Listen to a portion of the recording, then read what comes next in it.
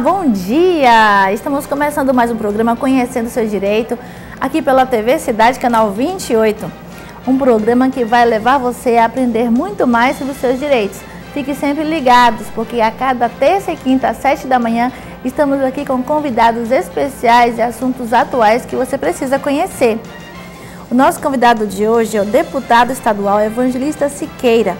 Ele que irá falar conosco sobre assuntos relacionados à função do parlamentar, seus projetos do ano de 2016, seus projetos para 2017, as leis de mais importância em seu mandato até aqui. É uma entrevista muito importante que você precisa acompanhar.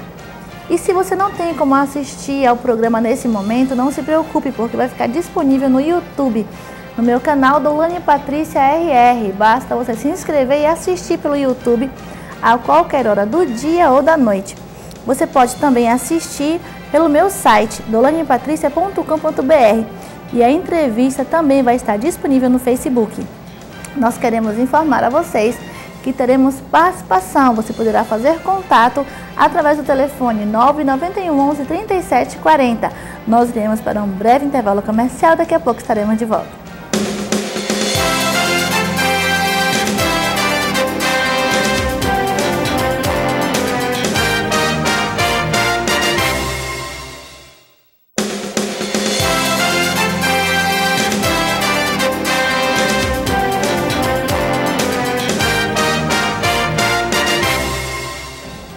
Estamos de volta com o programa Conhecendo o Seu Direito, aqui no TV Cidade, canal 28.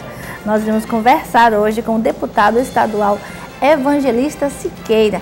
Ele que irá falar sobre o seu mandato, sobre os projetos, sobre as leis que foram aprovadas, a sua perspectiva para o ano de 2017. Você precisa assistir esta entrevista e se não pode acompanhar agora o programa na íntegra, assista pelo YouTube ou pelo meu site dolanepatricia.com.br. Bom dia, deputado. Bom dia, doutora Dolane. Bom dia a todos que estão nos acompanhando neste momento. É uma alegria estar aqui com a senhora. É um prazer muito grande ter em nosso programa e eu gostaria de começar perguntando, esse é o seu primeiro mandato? Sim, primeiro mandato. Primeira experiência parlamentar. Qual a sua formação? Eu sou professor de carreira, da rede estadual e municipal de ensino. Já atuo na educação roraimense há 16 anos, em todos os públicos, seja o infantil, o juvenil, o adulto também. Então, minha profissão é professor. Nós queremos nesse programa falar um pouco sobre essa questão da função do parlamentar. O nosso programa, ele fala do direito das pessoas. E esses direitos, ele vem de leis. E essas leis vieram de algum lugar. Qual a importância do parlamentar no que diz respeito ao direito das pessoas? Então, doutora, é bom a gente refletir um pouco sobre isso. Primeiro, para entender a função, a vocação parlamentar. Enquanto agentes públicos, nós temos o parlamento, ele tem duas funções muito básicas, que é de legislar e de fiscalizar. Ou seja, na Assembleia Legislativa nós criamos leis que viram direitos, como a senhora mesma falou, e nós fiscalizamos as ações do Executivo. Então, a vocação básica do parlamentar é essa, fazer lei, fiscalizar. Fazer leis que melhorem a vida do cidadão, que compreendam o conjunto social e fiscalizar as ações no sentido de saber se o dinheiro público está sendo gasto da melhor maneira, se as regras estão sendo seguidas, ou seja, nós criamos as leis e o judiciário fiscaliza também, ajuda a fiscalizar. Como a senhora bem disse, o direito, ele ajuda a fazer com que as leis sejam amplamente difundidas e defendidas, e também nós estamos ali no dia a dia visitando, conhecendo obras, fiscalizando, para saber se o orçamento do Estado está sendo aplicado da melhor maneira possível. Com relação ao ano de 2016, como foi o seu mandato, os principais projetos, alguma lei em destaque que o senhor poderia trazer para nós nessa manhã, para que os telespectadores possam conhecer um pouco do seu trabalho e do que esse trabalho realizado vai influenciar em sua vida? Então, doutora, o ano de 2016 ele foi de muita reflexão, discussão, né, para o parlamento roraimense. No que tange a nossa atuação parlamentar, primeiro, desde o primeiro dia de mandato, nós criamos projetos básicos internos do nosso gabinete, como o gabinete itinerante, onde o deputado e a sua equipe sai do parlamento, sai da Assembleia e vai para o município, vai conversar com as pessoas, vai dialogar. E nesse diálogo, nessas reuniões, onde a gente visita hospital, visita as obras, visita as vicinais, a gente colhe muitas informações, muitas demandas que se transformam em indicação, que se transformam em requerimentos, que se transformam em projetos de lei. Então, esse gabinete itinerante é uma ação constante do nosso mandato. Outro que nós temos também é o Conselho do Mandato, onde em períodos do ano nós convidamos representantes dos 15 municípios do estado e a gente senta para partilhar. Por exemplo, quem está em Uiramutã, às vezes, apesar de ser geograficamente distante de quem está em Caroebe, mas por vezes vivenciam situações comuns. Então, como resolver, discutir, levar para o parlamentar o que o deputado vai levar à Assembleia e vai cobrar do governo, ações efetivas para a coletividade local. Então, são dois projetos que a gente trabalha constantemente. Gabinete itinerante, ir até a população para conversar, e o Conselho do Mandato, onde representantes dos municípios vêm até o parlamentar para a gente discutir os problemas. Projetos de repercussão social, eu queria destacar dois, doutora. Primeiro, um que criou no âmbito do Estado a Semana de Valorização da Vida e Prevenção ao Suicídio, visto que o Estado de Roraima figura no cenário nacional como o segundo Estado brasileiro em casos de suicídios, e o que é pior, suicídios de jovens, né? Então, isso nos entristece muito. Um dado que nos chamou a atenção, é alarmante. Então, nós começamos a fazer uma discussão com algumas entidades que trabalham esse segmento, né, de valorização da vida e prevenção ao suicídio, como ONGs, igrejas, e descobrimos que os casos são alarmantes. Então, nós propusemos um projeto de lei, foi aprovado, já foi sancionado pela governadora, está amplamente sendo trabalhado no estado de Roraima. O que diz esse projeto? Que no mês de setembro, mais especificamente na semana que compreende o dia 10 de setembro, que é o dia que a Organização Mundial de Saúde estabeleceu como dia de combate mundial ao suicídio, o governo do estado, através das secretarias de Educação e Saúde, tem que promover ações de prevenção também, como palestras, congressos, seminários, blitz, parcerias com as prefeituras, atividades nas escolas. E isso aconteceu plenamente. Só que, além de termos a Semana de Valorização da Vida e Prevenção ao Suicídio, nós descobrimos outras entidades que também estavam trabalhando o tema, a exemplo do Ministério Público Estadual, a Universidade Federal, a Federação Espírita de Roraima. Então, nós sentamos e juntos nós não tivemos só a semana, mas o Setembro Amarelo. A união fez a diferença. A união fez a diferença. Então, a ideia nossa é que todos os anos nós tenhamos o Setembro Amarelo, assim é exemplo do Outubro Rosa, do Novembro Azul, onde as instituições se iluminam com a cor própria daquele período. No mês de setembro, os prédios se iluminam de amarelo e as entidades juntas discutem o suicídio. Como diminuir os índices em Roraima? Olha, para você ver, a cada 40 segundos uma pessoa se suicida. Nossa, é um índice alarmante. É um índice alarmante. Nós somos o 8º país da América Latina. Nós temos dados que nos deixam estarrecidos nesse sentido. Então, as ações visam valorizar a vida, dizer, a vida precisa ser vivida independente dos problemas que nós enfrentamos. E um outro projeto, doutora, de grande repercussão também, sobretudo agora no início do ano letivo, é o que normatiza o uso dos aparelhos eletrônicos em sala de aula. Nós iremos falar um pouco mais sobre esse projeto no próximo bloco, após o intervalo comercial. Okay. Nós iremos também falar sobre as perspectivas para 2017. Nós estamos conversando com o deputado estadual Evangelista Siqueira, ele que é professor e está em seu primeiro mandato. Nós estamos falando sobre o papel do parlamentar no que diz respeito aos seus direitos. Por isso é importante você acompanhar o nosso programa, acompanhar também pelo YouTube, pelo meu site, na página dolanepatricia.com.br. Assista também pelo Facebook. As entrevistas, elas ficam à sua disposição para que você possa assistir em qualquer lugar, a qualquer hora do dia ou da noite. Nós iremos para um breve intervalo comercial e daqui a pouco estaremos de volta.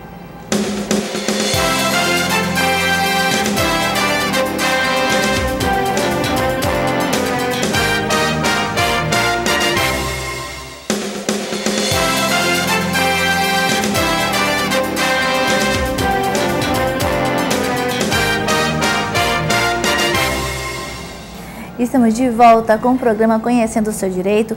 Nós estamos conversando hoje com o deputado estadual Evangelista Siqueira.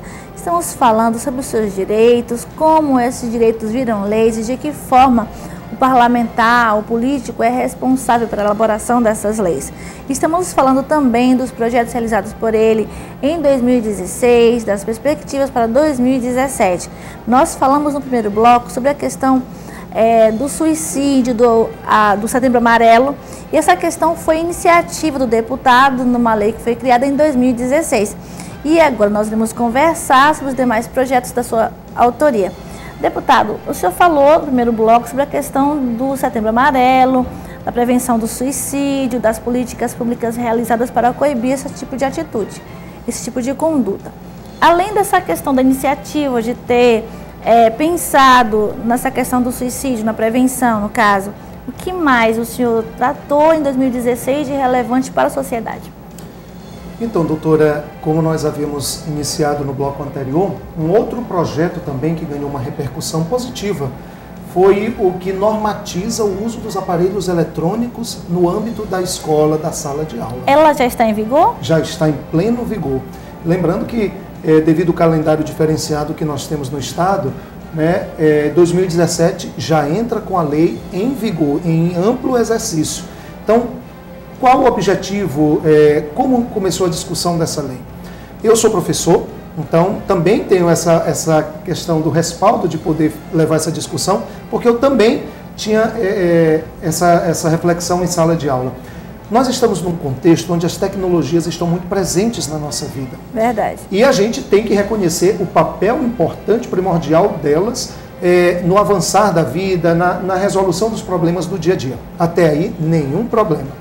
No âmbito da escola, isso começou a gerar alguns probleminhas, né? Porque, por exemplo, as tecnologias, volto a dizer, são importantes, mas o professor de matemática estava dando aula, e lá no fundo da sala, lá atrás, tinha um aluno que estava com o celular acessando as redes sociais. Então, um tema que já é tão difícil por si só, a matemática, já se tornava ainda mais difícil a compreensão quando o aluno não estava linkado ao tema da aula.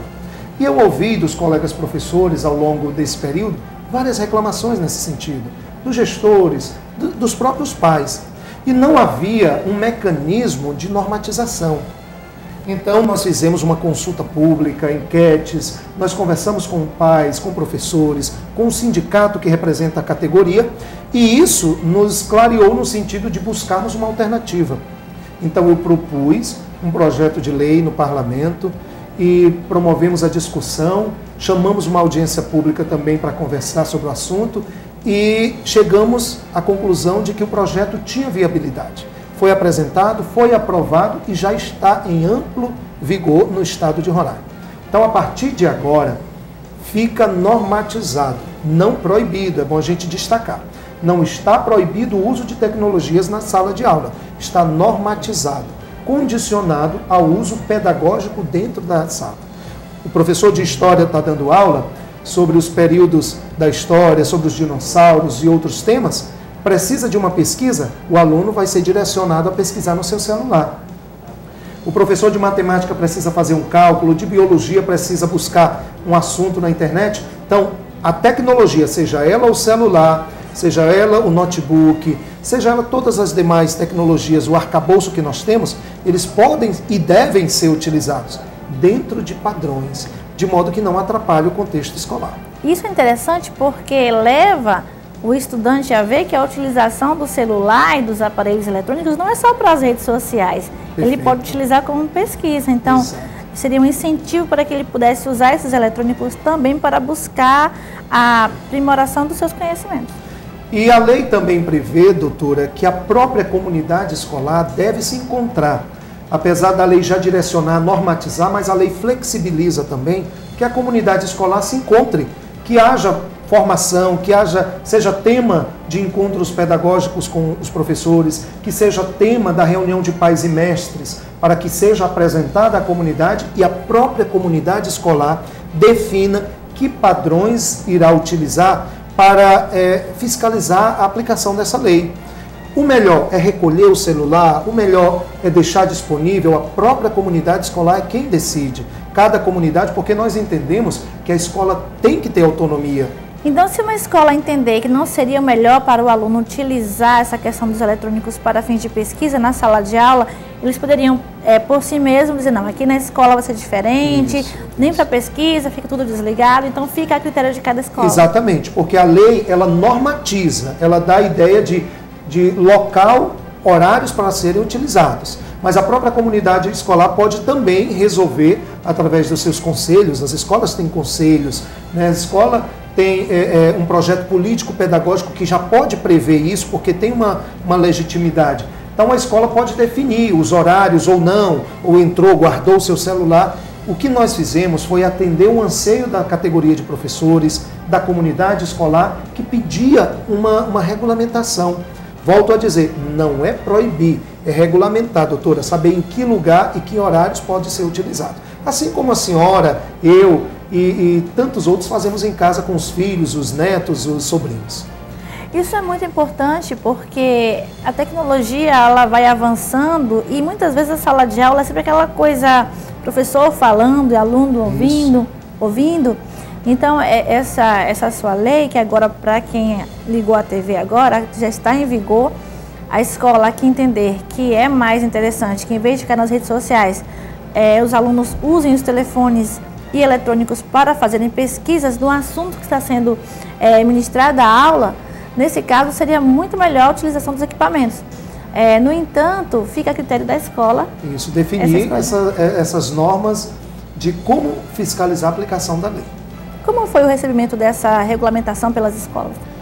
A gente tem promovido essa discussão, né? Porque eu acredito que não basta simplesmente aprovar a lei. Nós temos que promover a discussão para tirar dúvidas, para que as pessoas entendam a necessidade da aplicação dessa lei. E eu tenho caminhado, tenho ido nas escolas, tenho participado de reuniões pedagógicas, de reunião de pais e mestres. Aqui eu já me coloco à disposição das escolas estaduais e municipais, as escolas de um modo geral que queiram discutir o tema, para que a gente vá e esclareça de onde surgiu a ideia, como foi o trâmite, por que a necessidade de criar a lei, de forma que a gente faça uma transição muito tranquila. Nosso objetivo não é polemizar, o nosso objetivo é trazer, adequar o espaço que nós temos de legislação à vida cotidiana das pessoas. Isso é realmente muito importante. E eu gostaria de perguntar agora, como você vê o papel do parlamentar, em termos gerais, no que diz respeito à importância dele como um profissional para a sociedade, no nosso caso de Roraima? Nós temos um papel fundamental. Pela Assembleia Legislativa, passa projetos que mexem com a vida do cidadão roraimense. Nós fazemos isso com muita responsabilidade, doutora Dolane, porque, inclusive, antes de um projeto ser aprovado, antes de um projeto entrar em vigor, ser encaminhado para o Executivo, porque todo projeto, quando é aprovado na Assembleia Legislativa, ele precisa do aval do governo do Estado, no caso a governadora Sueli, que ela assina o projeto e ele passa a vigorar no âmbito estadual. Então, antes de um projeto entrar em vigor, ele passa por uma série de comissões.